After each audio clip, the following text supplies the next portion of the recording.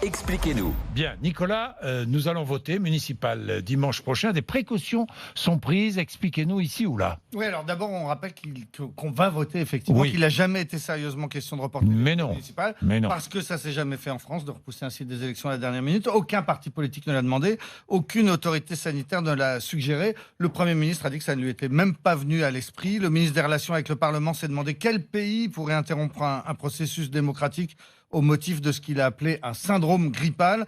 Enfin, le président de l'Association des maires de France, François Baroin, est sur la même ligne. Il dit le scrutin se tiendra bien dimanche. Mettre la démocratie entre parenthèses, ce serait mettre tout le pays entre parenthèses. Oui, est-ce que ce serait encore possible maintenant, aujourd'hui? Alors, ça serait limite, hein. Pas impossible, Oui. mais très difficile. Pour repousser les élections, il faudrait le vote d'une loi. Il faudrait qu'elle soit promulguée samedi au plus tard. Il faut au une journal loi. officiel. Il faut une Mais loi. l'Assemblée ne siège pas. Ah bah, il faudrait la faire siéger Ou alors un en décret, urgence. ou Ouais. je ne sais pas. Non, alors justement, Décret oui. de Donc loi. pour une loi, ce serait vraiment une véritable course contre la montre de le faire d'ici dimanche.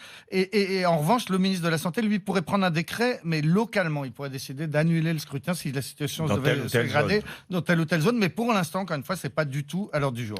Des précautions seront prises dimanche prochain. Alors des précautions un peu symboliques, toujours les mêmes, sans doute surtout destinées à Oui. rassurer les plus inquiets. Donc on nous annonce des distributions de gel hydroalcoolique dans des bureaux de vote. François Baroin parle de commandes de stylos pour que les gens ne votent pas tous en se passant le même stylo comme ça se passe jusqu'à présent. Le président des maires de France suggère aussi à ses collègues maires de faire des marquages au sol pour que les gens respectent une distance d'1 mètre ou d'1,50 m dans les files d'attente, qu'on ne soit pas serrés les uns contre les J'ai autres dans vu les qu'en files d'attente. Italie, ils avaient instauré ça, le marquage au sol. D'ailleurs. Voilà, avec Oui. 1,50 m par exemple, Voilà. Ouais.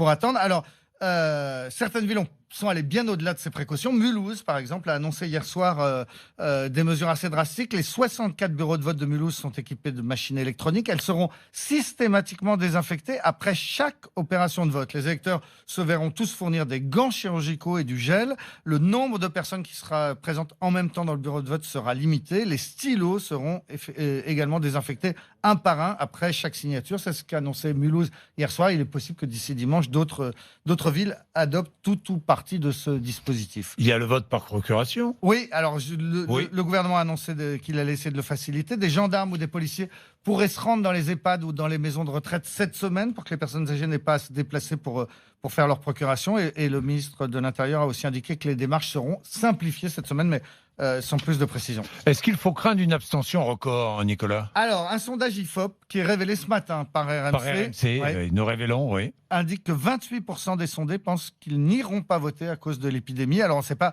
combien de ces 28% auraient été abstentionnistes de toute façon, donc c'est un petit peu difficile de projeter. On peut imaginer que l'abstention sera supérieure dimanche à ce qu'elle a été en 2014. C'était 36% à l'époque, surtout dans les grandes villes. D'après ce sondage, en région parisienne, 37% des électeurs, ça commence à faire beaucoup, 37% disent qu'ils n'iront pas voter par crainte du virus. Des politologues ont estimé que cette abstention toucherait surtout les personnes âgées qui sont plus fragiles et donc que cela pourrait désavantager les listes La République En Marche, qui est censée avoir un électorat plus âgé.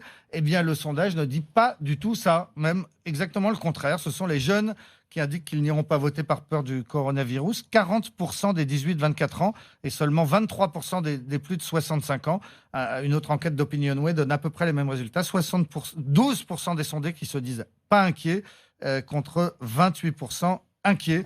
Et la porte-parole de l'Association des maires de France estime et rappelle que cette inquiétude n'est pas vraiment justifiée. Elle fait remarquer que dimanche, dans les bureaux de vote, il n'y aura pas plus de monde que samedi dans les supermarchés, par exemple.